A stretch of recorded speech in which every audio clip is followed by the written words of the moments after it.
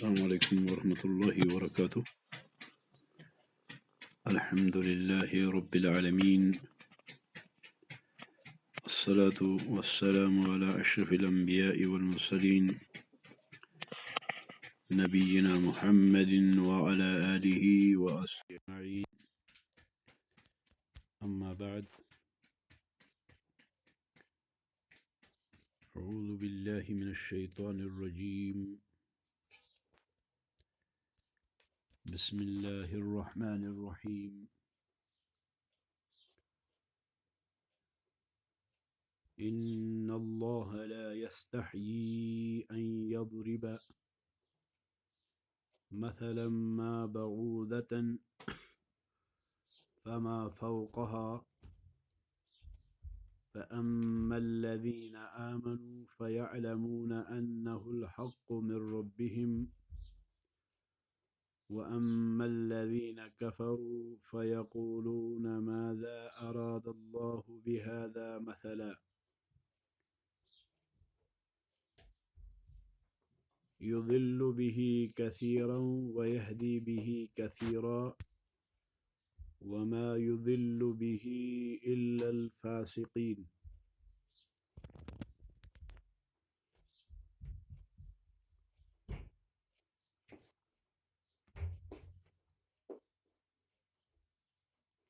توحید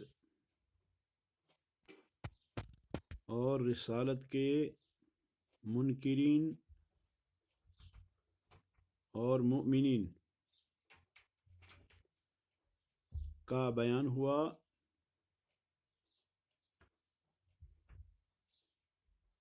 کہ جو لوگ اللہ کو عبادت میں اکیلا نہیں جانتے اور جو لوگ محمد الرسول اللہ صلی اللہ علیہ وسلم کو اللہ کا رسول نہیں جانتے، تو ان کی سزا کیا ہے وہ بیان کی اللہ رب العالمین نے۔ فاتقوا النار التي اعدت للکافرین، اور پھر اللہ نے اللہ تعالی کو عبادت میں لا شریک جاننے والوں اور محمد الرسول اللہ صلی اللہ علیہ وسلم کو اللہ کا آخری نبی ماننے والوں کو خوشخبری دی، ان لهم جنات تجری من تحتها الانہار كلما رزقوا منها من ثمرة رزقا قالوا هذا الذي رزقنا من قبل وأتوا به متشابها وَلَهُمْ فِيهَا أَزْوَاجٌ مُطَهَّرَةٌ وَهُمْ فِيهَا خَالِدُونَ۔ اس کے بعد اللہ رب العالمین فرما رہے ہیں ان اللہ لا یستحیی، بے شک کہ اللہ تعالی نہیں شرماتے،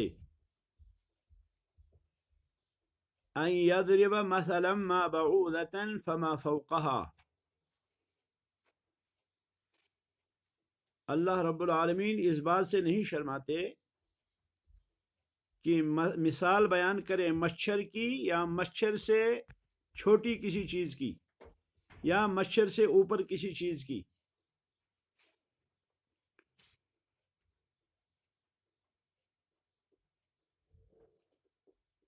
اللہ رب العالمین کا مثال بیان کرنا اس میں حیا نہیں ہے۔ اللہ رب العالمین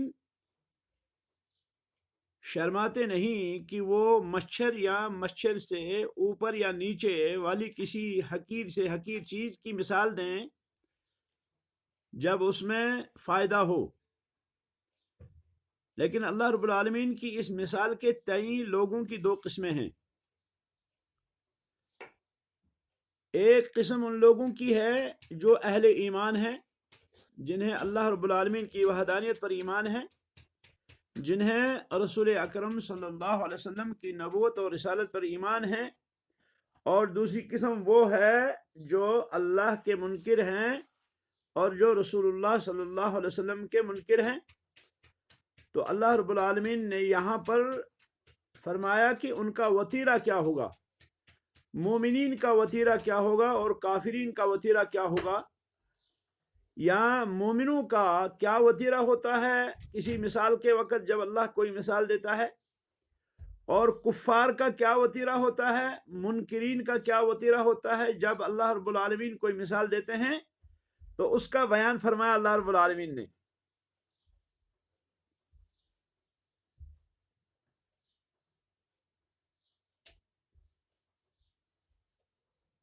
اور پھر اللہ رب العالمین کو یہ مثال دینے کا مقصد کیا ہے، اس کا بھی بیان ہوا۔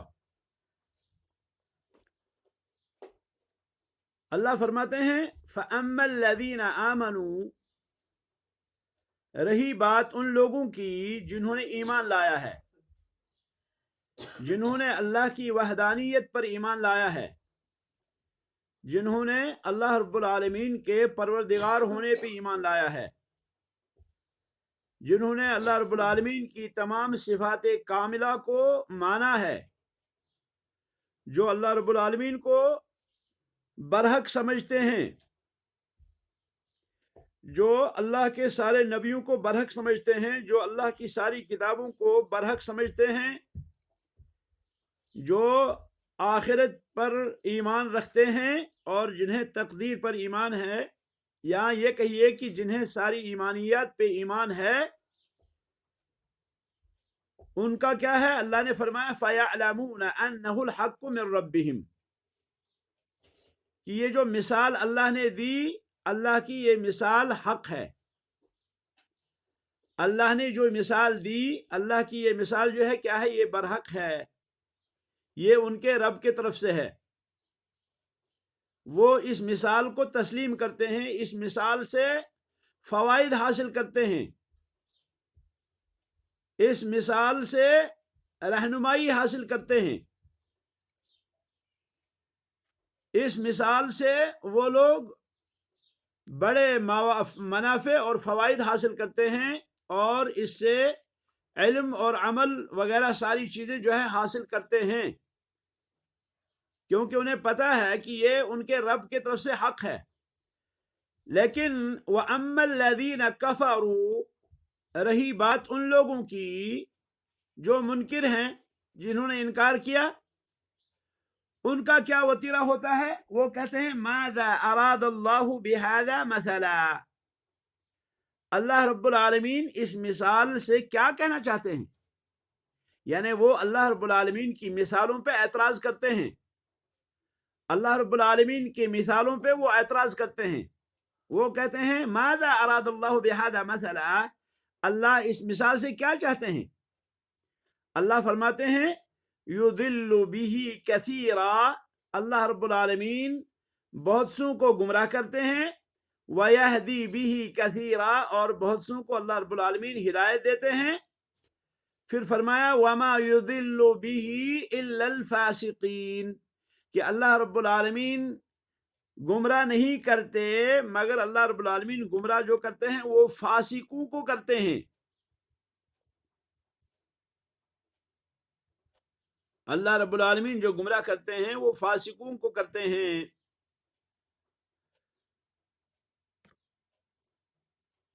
یہ جو اللہ رب العالمین نے فرمایا ان اللہ لا یستحیی ان یضرب مثلا ما بعوضہ،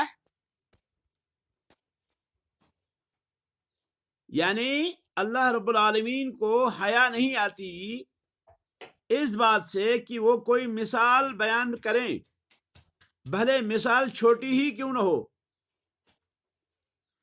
اگر اس چھوٹی مثال کے ذریعے سے حق ثابت کرنا ہے تو اللہ رب العالمین اس سے حق ثابت ہوتا ہے، اس چھوٹی سی مثال سے، تو اللہ رب العالمین کو اس میں حیا نہیں، کیونکہ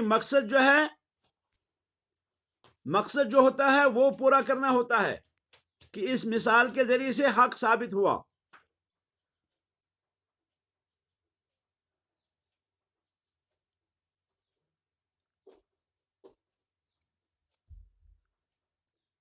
بعوضتن جو ہے یہاں پر یہ عطف بیان کہلایا جاتا ہے، اس کو کہتے ہیں عطف بیان۔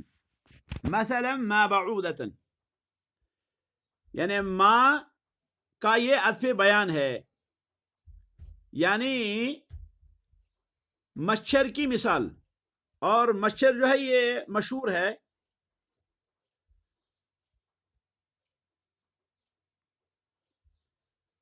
مچھر کی مثال حقارت کے طور پہ دی جاتی ہے۔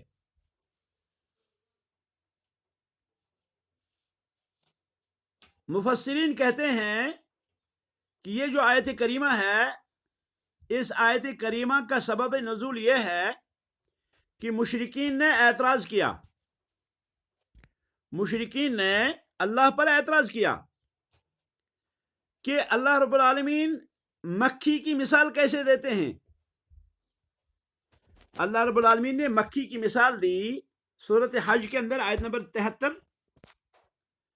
سورۃ حج آیت نمبر 73 میں اللہ رب العالمین نے مکھی کی مثال دی، فرمایا یا ایھا الناس ضرب مثل، لوگوں ایک مثال بیان کی گئی، فاستمعوا لہ، اس مثال کو سنو۔ کیا مثال ہے؟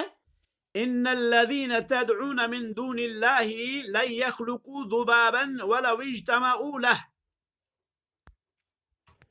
کہ جن لوگوں کو تم اللہ کے بغیر پکارتے ہو، اللہ کے علاوہ جن سے تم دعائیں کرتے ہو، لن یخلقوا ذبابا، وہ ہرگز ایک مکھی بھی پیدا نہیں کر سکتے، ولو اجتمعوا لہ، بھلے وہ سارے کے سارے جمع ہو جائیں، اور جمع ہونے کے بعد وہ کیا کریں، وہ مکھی کو بنانا چاہیں تو وہ ایک مکھی کو بھی نہیں بنا سکتے، ہرگز نہیں بنا سکتے، ہرگز نہیں پیدا کر سکتے وہ سارے ایک مکھی کو بھی، بھلے وہ تمہارے سارے معبودان جمع ہو جائیں، جن کی تم عبادت کرتے ہو، جن کو تم پکارتے ہو، جن بتوں کی تم، ہم کہیں گے کہ جن بتوں کی تم پوجا کرتے ہو، جن قبروں کو تم پوجتے ہو، جن آستانوں پہ تم جاتے جو ہے نظریں چڑھاتے ہو، چڑھاوے چڑھاتے ہو، یا جس کو بھی تم اللہ کے علاوہ پکارتے ہو، اللہ کو چھوڑ کر چاہے کسی نبی کو پکارو، اللہ کو چھوڑ کر چاہے کسی ولی کو پکارو، اللہ کو چھوڑ کر جس کو بھی تم پکارتے ہو، اپنی مشکلات میں، اپنی مصائب میں، پریشانیوں کو دور کرنے کے لیے جن کو بھی تم پکارتے ہو اللہ کے سوا، لن یخلقوا ذبابا، وہ سارے کے سارے مل کر ایک مکھی بھی پیدا نہیں کر سکتے، ولو اجتمعوا لہ، اگر یہ سارے کے سارے جمع ہو جائیں۔ تو یہ جو سورۃ حج کی آیت مبارکہ ہے، آیت نمبر 73، کہنے لگے، مشرکین مکہ نے کہا کہ اللہ رب العالمین نے یہاں بطور دلیل دی، یہ اللہ رب العالمین نے یہاں مکھی کیوں بیان کی، مکھی کی مثال کیوں دی؟ جب انہوں نے یہ کہا کہ اللہ رب العالمین نے مکھی کی مثال کیوں دی قرآن کے اندر، سورہ حج کے اندر، تو اللہ عز و جل نے اس آیت کریمہ کے اندر، سورہ بقرہ کی اس آیت میں کیا فرمایا کہ اللہ رب العالمین حق بیان کرنے سے نہیں شرماتا، اور اس ضمن میں اگر اللہ رب العالمین کوئی مثال مچھر کی بھی مثال دیتا ہے، اس سے بھی اللہ رب العالمین نہیں شرماتا، بلکہ اس سے بھی اوپر کوئی چیز ہو، اس سے بھی کوئی حقیر چیز اگر ہو، اس کی مثال سے بھی اللہ رب العالمین نہیں شرماتے، اگر اس سے مقصود جو ہے وہ جو ہے ثابت کرنا ہو، حق ثابت کرنا ہو۔ تو فرمایا ان اللہ لا یستحیی ان یضرب مثلا ما بعودہ فما فوقها، اللہ رب العالمین مچھر یا مچھر سے حقیر یا مچھر سے کچھ اوپر چیز کی مثال بیان کرنے سے نہیں شرماتے۔ فما فوقہ جو فرمایا یہاں اللہ رب العالمین نے، تو یہاں کیا مراد یہ ہے کہ کیا حقارت میں وہ مچھر سے بھی نیچے ہو؟ تو پھر اس صورت میں کیا ہوگا؟ اس صورت میں معنی ہوگا فما فوقہ یعنی مچھر سے نیچے،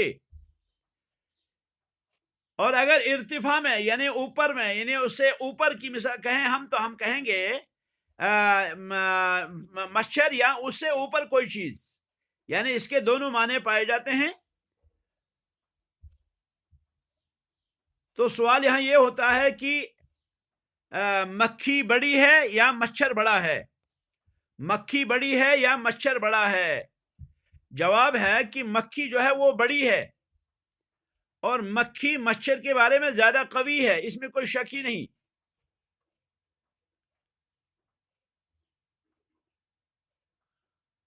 تو آیت کریمہ کا معنی ہوگا فما فوقہا، یعنی اللہ رب العالمین نہیں شرماتے کہ مچھر کی مثال دیں، فما فوقہا یا اس سے کم کی مثال دیں یا اس سے اوپر کی مثال دیں۔ یہ بالکل اسی طرح سے ہے جیسے کہ ورا کا لفظ ہے۔ ورا کے معنی آگے بھی اور ورا کے معنی پیچھے بھی۔ اللہ تعالیٰ نے فرمایا وَكَانَ وَرَاءَهُمْ مَلِكٌ يَأْخُذُ كُلَّ سَفِينَةٍ غَصْبًا، سورہ کہف آیت نمبر 79۔ وَكَانَ وَرَاءَهُمْ مَلِكٌ يَأْخُذُ كُلَّ سَفِينَةٍ غَصْبًا، کہ ان کے پیچھے، ان کے آگے ایک بادشاہ تھا جو ہر صحیح سالم کشتی کو چھین لیتا تھا۔ تو اس لیے خضر نے کیا کیا، اس کشتی کی اس کو جو ہے توڑ دیا، یعنی اس کا ایک پھٹا جو ہے اس کو الگ کر دیا، اس کو نقصدار بنا دیا۔ تو یہاں یہ جو واقع آنے والا تھا یہ بعد میں آنے والا تھا، یہ پیچھے نہیں تھا۔ تو اللہ نے فرمایا وَكَانَ وَرَاءَهُمْ، اور ان کے آگے کیا تھا، ایک بادشاہ تھا، يَأْخُذُ كُلَّ سَفِينَةٍ غَصْبًا، جو ہر کشتی کو چھین کے لیتا تھا اگر وہ صحیح سالم ہوتی۔ تو جیسے ورا کے معنی آگے بھی پیچھے بھی، اسی طرح سے فوقہا کے معنی اس سے اوپر بھی اور اس سے نیچے بھی۔ یہ جو اللہ رب العالمین نے فرمایا فَأَمَّا الَّذِينَ آمَنُوا فَيَعْلَمُونَ أَنَّهُ الْحَقُّ مِنْ رَبِّهِمْ، یعنی جو مثال اللہ رب العالمین بیان فرماتے ہیں، تو اللہ رب العالمین اس مثال کو بیان کرنے کے بعد کیا ہوتا ہے، اس کے تئیں اہل ایمان کا کیا وتیرہ ہوتا ہے، وہ کہتے ہیں انہ الحق من ربہم فیعلمون، ان کو علم ہوتا ہے، وہ جانتے ہیں کہ یہ ان کے رب کی طرف سے حق ہے، اور جب حق ہے تو پھر کیا کرتے ہیں، پھر وہ اس پہ ایمان لاتے ہیں، اور پھر وہ جو ہے خیال کرتے ہیں، پھر وہ یہ کہتے ہیں کہ اس مثال کے اندر واضح آیات ہیں، اس کے اندر واضح نشانیاں ہیں، اس کے اندر عبرتیں ہیں، اس کے اندر اسباق ہیں، اس کے اندر دروس ہیں۔ یہ اہل ایمان کا وتیرہ ہوتا ہے ان مثالوں پہ۔ اور پھر اللہ نے فرمایا وَأَمَّا الَّذِينَ كَفَرُوا فَيَقُولُونَ مَاذَا أَرَادَ اللَّهُ بِهَذَا مَثَلًا، رہی بات ان لوگوں کی جو منکر ہیں، جو انکار کرتے ہیں، وہ کہتے ہیں ماذا اراد اللہ بہذا مثلا، اللہ رب العالمین نے یہ مثال دے کر کیا بیان کیا، اللہ کیا چاہتا ہے، کیونکہ ان کو حق کا پتہ ہی نہیں ہوتا، کیونکہ وہ حق سے معرض ہیں، حق سے وہ اعراض کرنے والے ہیں۔ اللہ تعالیٰ نے دوسری جگہ فرمایا اذا تتلى علیہم آیاتنا قال اساطیر الاولین، اذا تتلى علیہ آیاتنا قال اساطیر الاولین کلا بل ران علی قلوبہم ما كانوا یکسبون۔ اللہ فرماتے ہیں جب اس حق سے اعراض کرنے والے پر ہماری آیتیں تلاوت کی جاتی ہیں تو ہماری آیتوں کے بارے میں کہتا ہے اساطیر الاولین، ارے یہ تو پہلے والے لوگوں کے قصے ہیں، یہ پہلے والے لوگوں کی سطریں ہیں، لکھی ہوئی باتیں ہیں۔ اللہ نے فرمایا کلا، ہرگز نہیں، بلکہ بات جو ہے وہ کیا ہے، بل ران علی قلوبہم، ان کے دلوں پہ مہر لگ گئی ہے، ما کانوا یکسبون، اس چیز کے بدلے میں جو وہ کرتے تھے، ان کے دلوں پہ زنگ لگا ہے، ان کے دل جو ہیں وہ زنگ آلود ہو چکے ہیں، کیونکہ ان کے اعمال جو ہیں وہ برے ہیں، کیونکہ ان کے اعمال جو ہیں وہ کفریہ ہیں، ان کے وہ اعمال ہیں جو کفر در کفر ہے۔ تو اس لیے کیا ہے، اس لیے یہ زنگ کی بات ہے کہ ان کے دلوں پر زنگ لگا ہے، اسی لیے وہ اللہ رب العالمین کی آیات سے کیا ہے، اعراض کرتے ہیں، اللہ رب العالمین کے بارے میں وہ نت نئی باتیں کہتے ہیں، اساطیر الاولین، یہ تو پہلے والوں کی کہانیاں ہیں، یہ کہاں ہے اللہ کی آیات ہیں۔ تو یہاں پہ فرمایا فَيَقُولُونَ مَاذَا أَرَادَ اللَّهُ بِهَذَا مَثَلًا، یہ ان کے اعتراضات میں سے ایک اعتراض ہوتا ہے کہ جب ان پہ کوئی اللہ رب العالمین کی کوئی مثال آتی ہے تو وہ کیا کہتے ہیں کہ اللہ اس مثال سے کیا چاہتا ہے. اور یہ جو فرمایا ماذا، ما یہاں پر اسم استفہام ہے مبتدا، ماذا ما اسم استفہام مبتدا، اور ذا اسم موصول الذی کے معنی میں یہ مبتدا کی خبر ہے، یعنی معنی ہوگا کیا، یعنی کون سی چیز اللہ رب العالمین اس مثال سے بیان کرنا چاہتا ہے. تو اللہ رب العالمین نے آگے فرمایا یضل بہ کثیرا، یضل بہ کثیرا، یہ جملہ استئنافیہ ہے، جملہ مستانفہ ہے، مستقل جملہ ہے. یہ حکمت کے بیان کے لیے ہے، یعنی جو مثال اللہ نے دی اس مثال کو بیان کرنے کی حکمت کیا ہے.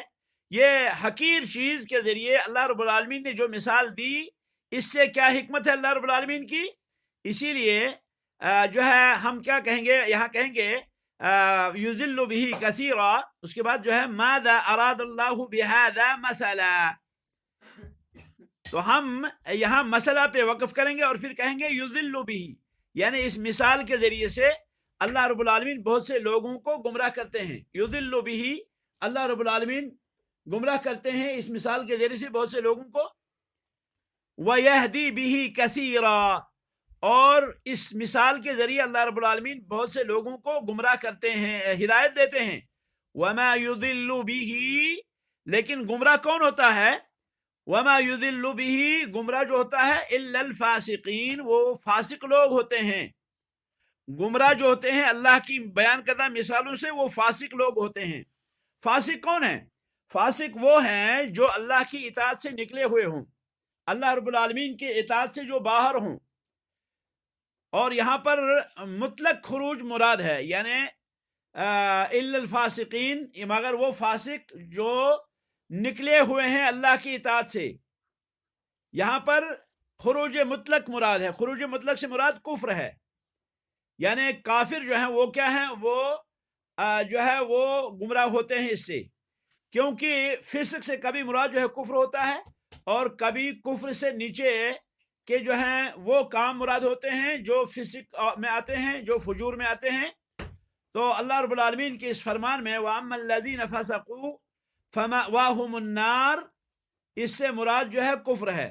یعنی سورۃ سجدہ آیت نمبر 20 میں اللہ نے فرمایا وَأَمَّا الَّذِينَ فَسَقُوا فَمَأْوَاهُمُ النَّارُ، رہے وہ لوگ جو فاسق ہیں تو ان کا ٹھکانہ جو ہے وہ جہنم ہے.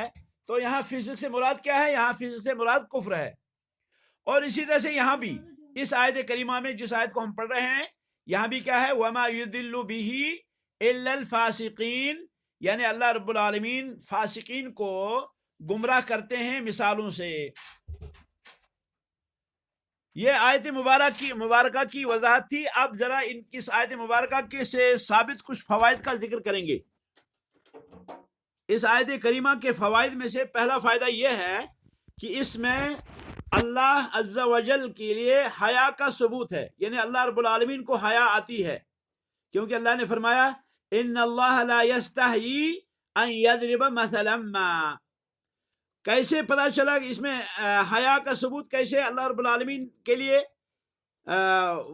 یہ جو ہے اس طرح سے جیسے کہ سنت مبارکہ میں صراحت کے ساتھ آیا ہے. سنت مبارکہ یعنی حدیث مبارکہ کے اندر صراحت کے ساتھ واقع ہوا ہے کہ رسول اکرم صلی اللہ علیہ وسلم نے فرمایا ان ربکم حیی کریم، بے شک کہ تمہارا رب جو ہے وہ شرمیلا ہے، اللہ رب العالمین سخاوت والا ہے. تمہارا رب جو ہے وہ حیا والا ہے، تمہارا رب جو ہے وہ کریم ہے. یستحیی من عبدہ، وہ اپنے بندے سے شرماتا ہے.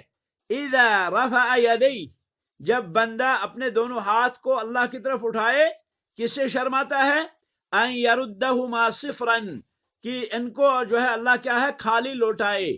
یعنی بندہ جب اپنے ہاتھوں کو اللہ کی طرف اٹھاتا ہے، دعا کے لیے اٹھاتا ہے، جب دعا کرنے کے لیے اٹھاتا ہے اپنے ہاتھوں کو، تو اللہ رب العالمین شرماتے ہیں کہ بچے سے اپنے بندے کو خالی ہاتھوں واپس کرے، بندے کو خالی ہاتھوں واپس کرے. چونکہ اگر ایک بندہ اللہ سے مانگتا ہے تو یہ اس بات کی دلیل ہے کہ اس بندے کو اللہ پر ایمان ہے. اگر ایک بندہ اللہ سے مانگتا ہے، یہ اس بات کی دلیل ہے کہ یہ بندہ جو ہے یہ اس کو ایمان ہے اس بات پر کہ دینے والی ذات اللہ کی ہے. اس کو یقین ہے اس بات کا کہ اللہ رب العالمین کی جو ذات ہے وہی میرے سارے مسائل حل کر سکتی ہے. اس کو یقین ہے اس بات پر کہ اللہ رب العالمین ہی جو ہے، اللہ رب العالمین ہی عطا کرنے والا ہے، اللہ رب العالمین ہی روکنے والا ہے. اللہ رب العالمین اپنے فضل کو جس کو چاہتا ہے اس کو دیتا ہے، اور جس سے چاہتا ہے اس سے روک لیتا ہے. تو اب میں کیا کروں؟ اب یہ شخص کیا کرتا ہے؟ یہ اللہ سے دعا کرتا ہے، یہ اللہ سے مانگتا ہے اس ایمان کے ساتھ کہ مجھے اللہ ہی دے گا، مجھے اللہ ہی دینے والا ہے، اللہ کے علاوہ کوئی اور دینے والا نہیں ہے. تو اللہ رب العالمین کے بارے میں فرمایا نبی علیہ السلام نے کہ اللہ رب العالمین اپنے بندے سے شرماتا ہے کہ جب بندہ اخلاص کے ساتھ، ہم کہیں گے کہ بندہ جب اخلاص کے ساتھ، بندہ جب آداب دعا کے ساتھ، بندہ جب پوری عاجزی کے ساتھ، بندہ جب مکمل توجہ کے ساتھ اللہ سے مانگے تو اللہ رب العالمین شرماتا ہے کہ بندے کی جو ہے کیا ہے، خالی ہاتھ واپس کرے. تو اس میں حیا کا ثبوت ہے اللہ رب العالمین کے لیے. ہاں یہ الگ چیز ہے کہ اللہ رب العالمین کا یہ جو صفت ہے حیا، یہ اسی طرح سے دیگر صفات کی طرح ہے کہ یہ مخلوق کی حیا جیسی نہیں. یعنی مخلوق کو جو جیسے حیا آتی ہے ایسی حیا اللہ رب العالمین کو نہیں. جیسے کہ اللہ رب العالمین کی دیگر صفات کا مسئلہ ہے کہ اللہ رب العالمین دیکھتے ہیں، لیکن اللہ رب العالمین کا دیکھنا الگ ہے اور بندے کا دیکھنا الگ ہے. اللہ رب العالمین سنتے ہیں اور بندہ بھی سنتا ہے، لیکن بندے کا سننا الگ ہے، اللہ رب العالمین کا سننا الگ ہے. اللہ رب العالمین رحم کرتا ہے اور بندے بھی بہت سے مہربان ہوتے ہیں. اللہ رب العالمین کا رحم کرنا، اللہ رب العالمین کی مہربانی اور ہے اور بندے کی مہربانی اور ہے. اس میں آسمان و زمین کا فرق ہے. اللہ رب العالمین کی صفات ایسی جیسے اللہ کے شایان نشان، اور بندے کی صفات ایسی جیسے کہ بندے کے شایان نشان. یہ نہیں کہ اللہ رب العالمین کو اسی طرح حیا آتی ہے جیسے بندے کو آتی ہے، نہیں، بلکہ یہ کیا ہے؟ یہ تشبیہ ہے. اللہ رب العالمین تشبیہ، تمثیل، تحریف سے جو ہے منزہ اور پاک ہے. اللہ رب العالمین کے لیے حیا ثابت ہے، لیکن وہ مخلوق کی حیا جیسی نہیں. کیونکہ مخلوق کی جو حیا ہوتی ہے، جب کسی کو شرم آتی ہے تو وہاں کیا ہوتا ہے؟ وہاں عاجزی ہوتی ہے اور خوف کھاتا ہے انسان جو ہے اس سے مقابلہ کرنے میں. یعنی شرمندہ اس وقت ہوتا ہے آدمی جب عاجز ہو جاتا ہے. تو جو ہے آپ دیکھیں گے کہ وہ کیا کرتا ہے، وہ پھر جو ہے وہ جھک جاتا ہے، وہ بات کرنے کے قابل نہیں ہوتا، یا وہ کوئی بھی چیز نہیں کرتا ہے جس سے جو ہے شرم ہوتی ہو. تو یہ جو ہے کمزوری اور نقص کی صفت ہے جب یہ ایسی جگہ انجام دی جائے جو اس کا محل اور موقع نہیں ہے. لیکن اللہ رب العالمین کی صفت جو ہے اس سے منزہ ہے. اللہ رب العالمین کی حیا اس سے منزہ اور پاک ہے. اللہ رب العالمین کی حیا ایسے جیسے اللہ کے شایان نشان ہے. اسی طرح سے آیت کریمہ کا دوسرا فائدہ یہ ہوا کہ اللہ رب العالمین مثالیں بیان فرماتے ہیں، کیونکہ امور محسوسہ کی مثالیں یہ امور معقولہ کے دلائل ہیں. محسوس امور کی مثالیں یعنی ان چیزوں کی مثالیں جو محسوس، جن کو جو ہے چھوا جا سکتا ہے، جن کا احساس کیا جا سکتا ہے، ان چیزوں کی مثالوں سے معقول امور پر استدلال کیا جاتا ہے. یعنی ان چیزوں پر استدلال کیا جاتا ہے جو عقل میں آتی ہیں. یعنی عقل میں آنے والی چیز اور ہے اور محسوس ہونے والی چیز اور ہے. تو امور محسوسہ کی مثال دے کر کیا ہوتا ہے؟ اس سے امور معقولہ کی پہ جو ہے دلیل حاصل کی جاتی ہے. اللہ رب العالمین کا یہ فرمان، اس پہ غور کریں آپ. اللہ تعالیٰ فرماتے ہیں مثل الذین اتخذوا من دون اللہ اولیاء، مثل الذین اتخذوا من دون اللہ اولیاء کمثل العنکبوت اتخذت بیتا. سورہ عنکبوت آیت نمبر 41. اللہ فرماتے ہیں مثل الذین اتخذوا من دون اللہ اولیاء، ان لوگوں کی مثال جنہوں نے اللہ کو چھوڑ کر دوسرے لوگوں کو اولیاء بنا رکھا ہے، دوسرے لوگوں کو اپنا معبود بنا کے رکھا ہے. کمثل العنکبوت، ان کی مثال جو ہے وہ مکڑے جیسی ہے، مکڑے کی مثال جیسی ہے. کس مکڑے کی؟ اتخذت بیتا، جس مکڑے نے گھر بنایا، جس مکڑے نے گھر بنایا تو اس مکڑے کے گھر بنانے جیسی مثال ہے ان لوگوں کی جو اللہ کے علاوہ دوسرے معبودان کو پکارتے ہیں۔ یہ گھر جو ہے یہ کیا ہے؟ یہ گھر کیا ہوتا ہے؟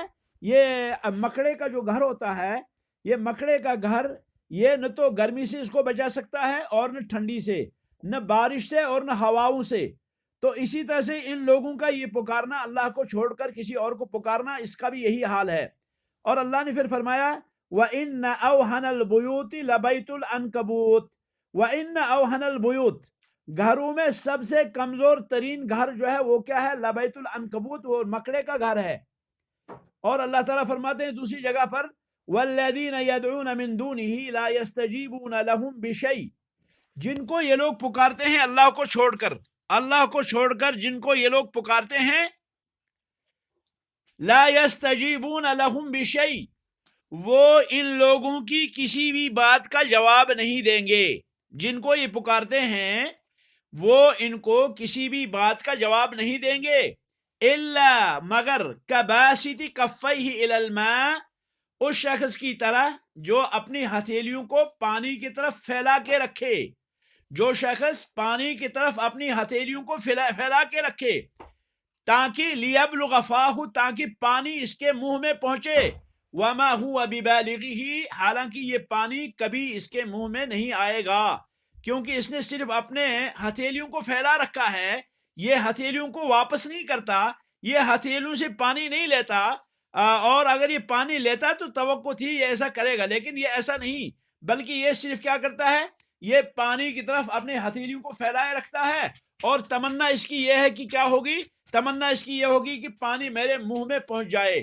بالکل اسی طرح سے غیر اللہ کو پکارنے والوں کا حال ہے، بالکل یہی حال ہے ان لوگوں کا جو اللہ کو چھوڑ کر اولیاء کو پکارتے ہیں، اللہ کو چھوڑ کر انبیاء کو پکارتے ہیں، اللہ کو چھوڑ کر اموات کو پکارتے ہیں، اللہ کو چھوڑ کر قبر والوں کو پکارتے ہیں، اللہ کو چھوڑ کر مزاروں والوں کو پکارتے ہیں، اللہ کو چھوڑ کر کسی کو بھی پکارتے ہیں، چاہے پتھر ہو، چاہے شجر ہو، چاہے حجر ہو، چاہے کسی کو بھی، جس کو بھی یہ پکارتے ہیں، تو ان کا حال یہ ہے کہ یہ کیا ہے؟ یہ کبھی بھی ان کی اس پکار کا جواب نہیں دے سکتے۔ اسی طرح جیسے پانی کی طرف یہ ہتھیلی پھیلائے ہوئے شخص ہے، پانی کی طرف پھیلایا ہوا جو شخص اپنے ہتھیلیوں کو ہے، یہ کبھی بھی اپنے منہ میں پانی نہیں ڈال سکتا، یہی ان کی مثال ہے۔ تو اللہ رب العالمین نے یہ بھی ایک مثال دی ان لوگوں کی، کیونکہ انسان جو ہے وہ کیا کرتا ہے؟ انسان اگر پھیلائے اپنے ہاتھ کو کسی نہر کی طرف، اپنے کسی کنویں کی طرف، تاکہ منہ جو ہے کیا ہے؟ منہ تک پانی پہنچے، تو صرف ہاتھ پھیلانے سے کچھ حاصل نہیں ہوگا، تو یہ ناممکن ہے۔ اسی طرح سے ان کی یہ پکار کا جواب دیں، یہ ناممکن ہے۔ تو اللہ رب العالمین فرماتے ہیں گویا کہ یہ لوگ جو ہیں اپنے ہاتھوں کو بتوں کی طرف پھیلاتے ہیں، اسی طرح جو نہر کی طرف ہاتھ پھیلاتا ہے تاکہ جو ہے پہنچ جائے۔ تو یہ جو مثالیں ہیں اس میں کوئی شک نہیں، یہ معانی کو انسان کے ذہن میں قریب کرتی ہیں، یا تو معنی کو سمجھنے کے لیے، یا پھر حکمت کے لیے، اور یا پھر اس مثال کی وجہ کے بیان کے لیے۔ تو گویا کہ مثال دینا جو ہے یہ کیا ہے؟ امور محسوسہ کی مثال دے کر کیا ہوتا ہے؟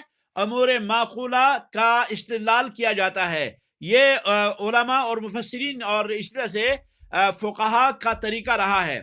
اسی طرح سے آیت کریمہ کے فوائد میں سے بھی یہ بھی فائدہ ہے کہ یہ جو مچھر ہے، مچھر کائنات کا سب سے حقیر ترین، کائنات کی سب سے حقیر ترین مخلوق ہے۔ اللہ نے فرمایا بعودۃ فما فوقہا، لیکن حقیر ہونے کے بعد یہ بڑوں کے نیند کو ایک دم ستیہ ناش کر دیتی ہے، نیند کو ختم کر دیتی ہے۔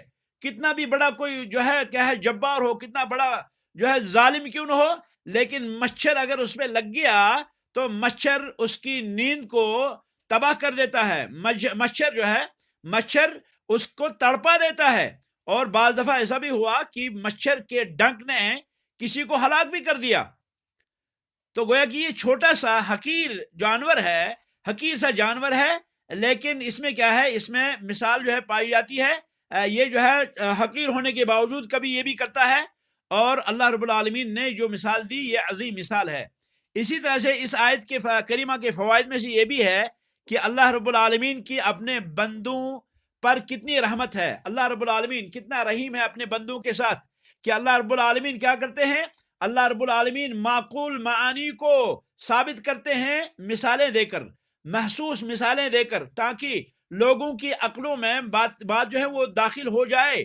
اسی طرح سے اس آیت کریمہ کے فوائد میں سے یہ بھی فائدہ ہے کہ قیاس جو ہے یہ حجت ہے، قیاس حجت ہے، قیاس حجت ہے، کیونکہ ہر وہ مثال جو اللہ رب العالمین نے قرآن کریم میں ذکر فرمائی وہ دلیل ہے قیاس کے ثبوت پر۔ تو گویا کہ ادلہ شرعیہ میں سے پہلی دلیل قرآن ہے، دوسری دلیل سنت مبارکہ ہے، تیسری دلیل اجماع ہے، اور چوتھی دلیل قیاس صحیح ہے۔ تو یہ جو ہے کیا ہے، یہ دلیل اس بات کی کہ یہ کیا ہے، یہ دلیل اس بات کی کہ یہ کیا ہے، یہ قیاس جو ہے وہ حجت ہے۔ اسی طرح سے اس آیت کریمہ کے فوائد میں سے یہ بھی فائدہ نکلا کہ ایمان کی فضیلت ہے، اور یہ کہ مومن ممکن ہی نہیں کہ وہ اللہ رب العالمین نے جو نازل کیا اس سے ٹکرائے، اپنے عقل کو اس میں لڑائے، کیونکہ اللہ نے فرمایا فَأَمَّا الَّذِينَ آمَنُوا فَيَعْلَمُونَ أَنَّهُ الْحَقُّ مِنْ رَبِّهِمْ، وہ اعتراض نہیں کرتے، وہ یہ نہیں کرتے کہ کیوں اللہ نے دی، وہ یہ نہیں کہتے کہ کیوں کہا، وہ یہ نہیں کہتے کیسے، بلکہ وہ کہتے ہیں سمعنا وَأَطَعْنَا إِنَّمَا كَانَ قَوْلُ الْمُؤْمِنِينَ إِذَا دُعُوا إِلَى اللَّهِ وَرَسُولِهِ أَن يَقُولُوا سَمِعْنَا وَأَطَعْنَا۔ مومن کا وطیرہ ہے، جب بھی کوئی آیت آتی ہے، جب بھی کوئی حدیث آتی ہے اس کے سامنے، تو وہ کہتا ہے کہ ہم نے سن لیا، ہم نے اطاعت کی، ہم نے تصدیق کی، کیونکہ وہ اللہ رب العالمین پر ایمان رکھتے ہیں، اور وہ جانتے ہیں کہ اللہ رب العالمین کی حکمت بالغہ ہے۔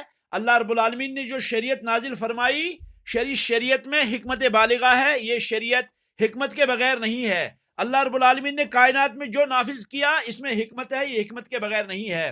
اسی طرح سے اس آیت کریمہ سے ربوبیت خاصہ کا ثبوت ہے۔ اس میں اللہ نے فرمایا من ربہم، اور اللہ رب العالمین کی جو ربوبیت ہے یہ دو قسموں کی ہے، ایک ربوبیت عامہ، ایک ربوبیت خاصہ۔ یہ دونوں جو ہیں وہ جمع ہیں اس آیت کریمہ کے اندر، جس میں اللہ رب العالمین نے سورہ اعراف میں فرمایا، آیت نمبر 121 اور 122 فرمایا کہ قالوا آمنا برب العالمین رب موسیٰ و ہارون۔ پہلے رب العالمین ہونے کا ذکر کیا، پھر جو ہے اس کے بعد موسیٰ اور ہارون کے رب ہونے کا ذکر کیا۔ تو موسیٰ اور ہارون کا رب جو ہے یہ کیا ہے، یہ خاص ہے، ربوبیت خاصہ ہے، اور رب العالمین جو ہے یہ ربوبیت عامہ ہے۔ اسی طرح سے عبادت بھی جو ہے یہ عبودیت عامہ کی طرف منقسم ہوتی ہے، اور عبادت خاصہ جیسے کہ اللہ تعالیٰ نے فرمایا ان کل من فی السماوات والارض الا آتی الرحمن عبدا، سورۃ مریم آیت نمبر 93۔ اللہ فرماتے ہیں کائنات کے اندر، آسمانوں کے اندر اور زمینوں کے اندر جتنے بھی چیزیں ہیں، الا آتی الرحمن عبدا، مگر قیامت کے دن وہ سارے کے سارے اللہ کے بندے بن کے آ جائیں گے۔ تو یہ کیا ہے، یہ عبودیت عامہ ہے۔ عبودیت خاصہ جیسے اللہ نے فرمایا تبارک الذی نزل الفرقان علی عبدہ، بابرکت ہے وہ ذات جس نے اپنے بندے پر قرآن نازل کیا۔ تو یہ عبودیت خاصہ ہے، یعنی محمد الرسول اللہ صلی اللہ علیہ وسلم۔ اسی طرح سے اس آیت سے ہمیں فائدہ ملا کہ کفار کا ہمیشہ وتیرہ رہا ہے کہ وہ اللہ کے دین پر اعتراض کرتے ہیں، اللہ کی حکمتوں پر اعتراض کرتے ہیں، اللہ کے احکام پہ اعتراض کرتے ہیں، کیونکہ اللہ نے فرمایا وَأَمَّا الَّذِينَ كَفَرُوا فَيَقُولُونَ مَاذَا أَرَادَ اللَّهُ بِهَذَا مَثَلًا۔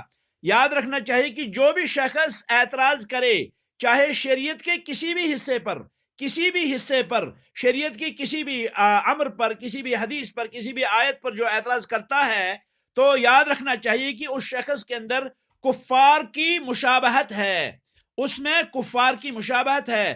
قرآن پہ اعتراض کرنے والا، حدیثوں پہ اعتراض کرنے والا، اللہ کے کلام پہ اعتراض کرنے والا، اللہ کے ایک نبی علیہ السلام محمد الرسول اللہ صلی اللہ علیہ وسلم کی احادیث پہ اعتراض کرنے والا جو بھی شخص ہوگا، یاد رکھنا چاہیے کہ اس میں کفار کے ساتھ مشابہت ہے۔